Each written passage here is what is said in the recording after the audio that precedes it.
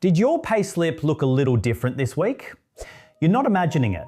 On the 1st of July, 7 major money changes hit every single working Australian at once. Wages, tax and superannuation all changed on the same day. Some of it is genuinely good news. Some of it is confusing. And there's one myth going around online right now that simply isn't true. We're clearing all of it up today. I'm Kellan from Wealth Foundation. Let's break down exactly what changed and what it means for your money. Let's go. Change 1. The national minimum wage just went up. The minimum wage rose 4.75% to $26.44 an hour. That's just over $1,004 a week, based on a 38-hour week. Around 2.8 million Australians on award wages get this boost, plus another 100,000 on the minimum wage itself. If you're one of them, check your next payslip. Change 2. Your tax rate just quietly dropped. If you earn between $18,201 and $45,000, that slice of your income used to be taxed at 16%. From the 1st of July, it's 15%. For most people earning above $45,000, that's an extra $268 a year in your pocket. Not life-changing, but it adds up, and you don't have to do anything to get it. It's already in your pay. Change 3, and this one is actually the biggest structural change. Payday Super. Before now, employers only had to pay your super quarterly, once every 3 months. From the 1st of July, they have to pay it at the same time as your wages, landing in your account within 7 business days of every payday. Why does this matter? Because under the old system, the ATO estimates over $6 billion in super went unpaid to workers every year. This change makes missing super almost impossible to hide. The best part?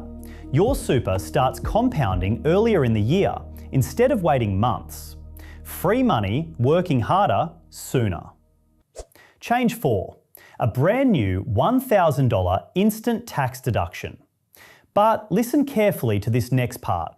This lets around 6 million workers claim $1,000 off their taxable income with 0 receipts needed, replacing the old $300 limit. But this applies to the 2026-27 return, the one you lodge in July 2027, not the return you're about to lodge right now. If your real work deductions are more than $1,000, you can still itemise them the normal way. This doesn't replace that. Think of it as a safety net for people who don't have many receipts. Average saving, around $205 a year. Change 5, and this one is actually about busting a myth. You may have seen headlines saying super is going up to 12.5%. That's not true. The super guarantee reached its final legislated rate of 12% back on the 1st of July 2025. It stays at 12% this year. There is no further legislated increase right now, despite what you might have read online. But here's what actually did change, and it only affects a small number of Australians with very large super balances. If your super balance is over $3 million, earnings above that amount are now taxed at 30%, up from 15%. Balances over $10 million get taxed 40% on earnings above that. This affects roughly 80 to 90,000 Australians, about 1 in every 200 fund holders. If that's not you, and for most people watching this, it isn't, this change doesn't affect you at all. It also only applies to actual earnings, not unrealised gains, and the threshold rises with inflation over time. Change 6. If you like putting extra money into super, this one's actually good news. The concessional, that's before tax, contribution cap rose from $30,000 to $32,500. The after-tax cap rose from $120,000 to $130,000. And the transfer balance cap went from $2 million to $2.1 million. In plain English, If you're in a position to put extra money into super this year, whether through salary sacrifice or a lump sum, you can now put in slightly more before hitting the cap. Worth a chat with your accountant if you're maximising contributions. Change 7. The Medicare Levy surcharge thresholds just moved up too. If you don't have private hospital cover, the income level where this extra tax kicks in rose from $101,000 to $105,000 for singles, and from $202,000 to $210,000 for families. Small shift, but it means slightly more room before the surcharge applies.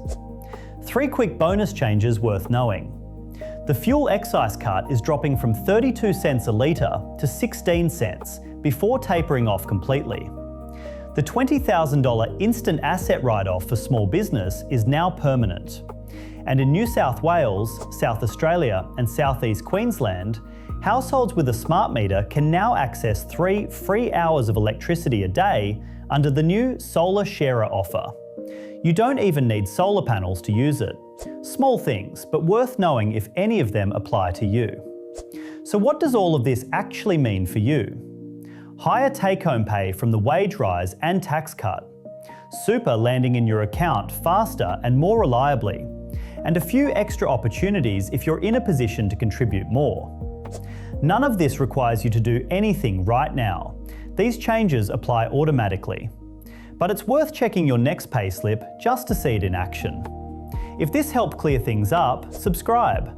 Every Monday, Kellan breaks down what's actually happening with your money in plain English. I'm Kellan. Take care of your money, because nobody else will.